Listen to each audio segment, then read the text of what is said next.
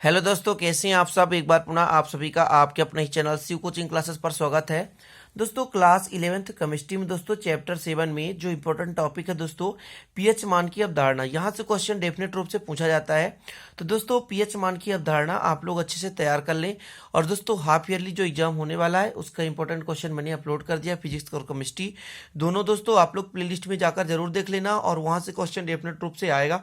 ठीक है, तो दोस्तों चलते हैं, स्टार्ट करते हैं पीएच मान की अवधारणा। दोस्तों तो सबसे पहले यही बताना होता है दोस्तों कि ये इसकी रूपरेखा, मतलब पीएच मान की अवधारणा की जैसे किसने बताया कि पीएच पैमाना क्या है ना, इसका मान क्या होता है ना, इसका हम उपयोग कहाँ करते हैं। तो दोस्तों पीएच मान की अवधारणा का जो पैमाना है सर्वप्रथम किसने बनाया दोस्तों, तो सोरेनसन ने बनाया।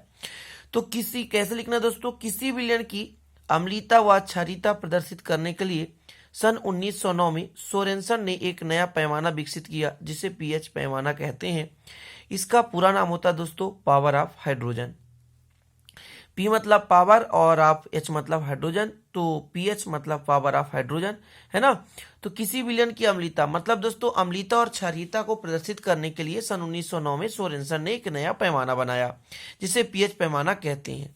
ठीक है, तो उनके आधार पर दोस्तों क्या होता है कि जैसे परिभाषा, मेन रूप से परिभाषा क्या है तो समझना है कि किसी विलयन का पीएच मान, किसी विलयन का पीएच मान उसके एच पॉजिटिव आयन सांद्रण का ऋणात्मक चिन्ह के साथ आधार 10 का लवगुणक होता है। मेन परिभाषा दोस्तों ये है।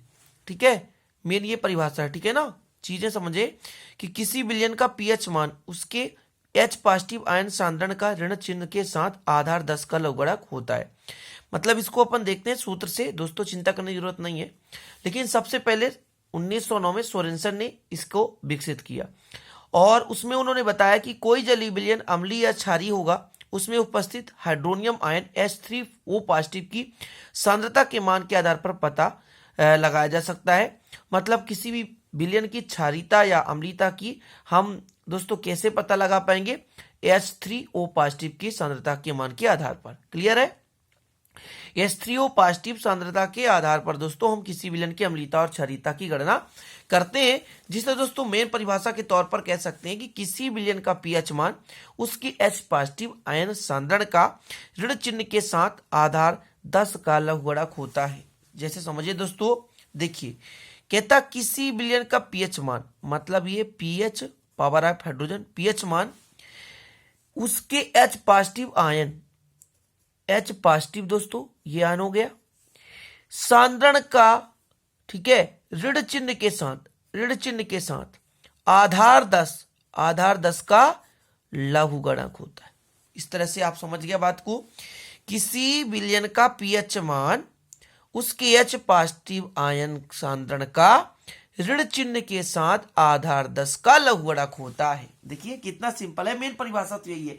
अब आपको मेन क्या याद करना है, एक लाइन ये याद करना है कि पीएच पैमाना सर्वप्रथम 1909 में सोरेनसन ने बनाया, है ना। इतना याद करना दोस्तों, क्योंकि अम्लीयता और क्षारीयता को ज्ञात करने के लिए पीएच पैमाने की प्रस्तुति किसने की दोस्तों, 1909 में एक पैमाना का विकसित किया जिसे अपन पीएच पैमाना कहते हैं। और दूसरा चीज इसमें ये याद करना दोस्तों, किसी विलयन का पीएच मान, ये पावर ऑफ हाइड्रोजन, किसी विलयन का पीएच मान उसके H पॉजिटिव आयन के सांद्रण का ऋण चिन्ह के साथ आधार 10 का लघुगणक होता है। आधार 10 का क्या होता है दोस्तों, लघुगणक होता है। क्लियर दोस्तों, समझ रहे बात को ना। ये पावर ऑफ हाइड्रोजन की बात कर रहे हैं, अम्लीयता की बात कर रहे हैं अपन।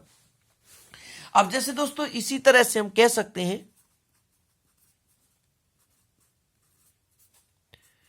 इसी तरह से पावर ऑफ OH की बात करें तो सेम कंडीशन रहेगा दोस्तों, माइनस रहेगा, आधार 10 रहेगा और बस है क्या, OH निगेटिव होता है तो OH निगेटिव होगा, इसमें कोई परिवर्तन नहीं हो सकता। ठीक है ना, इतना चीजें क्लियर दोस्तों आपको।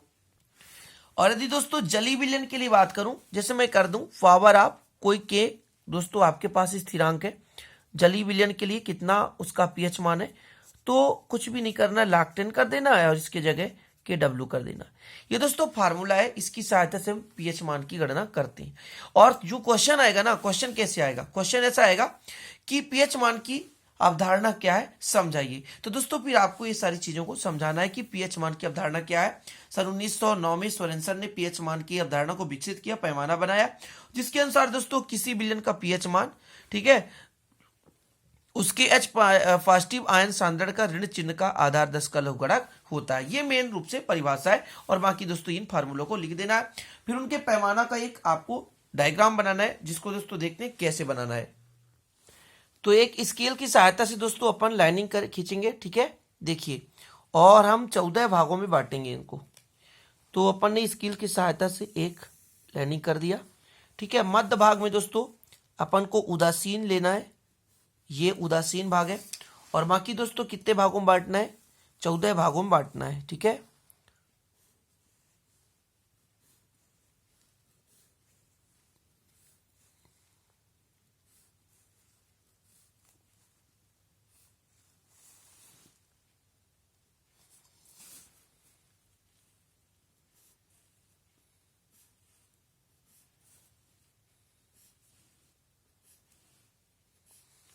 ठीक है, इस तरह दोस्तों पैमाना मैं बना रहा हूं, सबको थोड़ा सा बराबर कर लीजिए, कोई दिक्कत नहीं है, ठीक है, लगभग बराबर हूं, थोड़ा दिखना चाहिए अच्छे से, है ना। ये हो गया दोस्तों। फिर करना क्या है, ये थोड़ा सा अधिक कम हो गया, लेकिन आप लोग बराबर करिएगा। स्टार्टिंग 1 से करना दोस्तों, ठीक है, 1 से, जैसे पहले 0 से करते हैं अपन, 0 से, तो 0 1 2 3 4 5 6 7 8 9 10 11 12 13 और एक और बचा दोस्तों, तो ये कर दीजिए 14, ठीक है। ये पैमाना का नक्शा बना रहा हूं दोस्तों, जो आपके पास यहां से यहां तक पहुंचेगा, और ये जो 0 है दोस्तों, ये 0 कहलाता है उदासीन, ये 0 वाला भाग दोस्तों उदासीन, सॉरी 7 वाला भाग उदासीन कहलाता है,